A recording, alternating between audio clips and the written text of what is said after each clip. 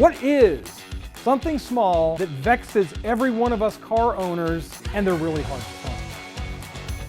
find? So, it's not the wiring harness. It's that little booger right there, and not necessarily this, because this one is just one I pulled out of my junk larder for wiring. When you're doing a classic car, a lot of times you need extra wires that have connectors and stuff on them. But the big problem is not any of that. The big problem, or the little problem, is barrel fuses. These fuses that you see in this fuse holder here are getting harder and harder to find at the auto parts store if you have a problem. Let's say you've bought an old car and you want to make sure that the accessories are operating correctly. You go down to the auto parts store to buy the barrel fuses and they don't have any. And that's not unusual these days, but if you wanted a blade fuse, my gosh, they've got thousands of them. And you can probably buy them by the gross down at the auto parts store. But there's a new product that National Parts Depot is carrying right now, and that is these little guys right here. The cool thing is these are replacements for the barrel fuses. You pop the barrel fuse out. I'm going to go for one that's a little easier to get out. I'll probably shoot this at this crew. Dang, I didn't get to shoot it at the crew. And I'm going to put this one in to kind of show you what I'm talking about. I'm not going to go into how you can clean up the barrel containers or any of that. That's for another time. If you guys want to see a video on the process that I would use to clean up this particular setup on this, let me know in the comments and we'll show you some ideas on how to clean these up so that you can put barrels back in there or the blade fuse holders. Now, these will allow you to put the correct blade fuse in here for this. Let's just say it's a 6 amp fuse. I don't know that that's what that is because I'm old and I can't see.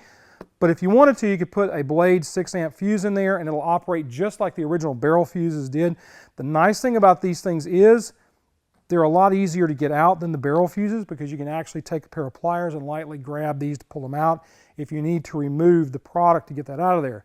And you say, oh, but what if I've got an accessory wire coming off of it, like this wire right here? This is an accessory wire that Ford put on here to, allow you to put other accessories on the system. The guys at Flex Fuse thought of that, and they have an accessory tab on some of their blades if you need that for your car.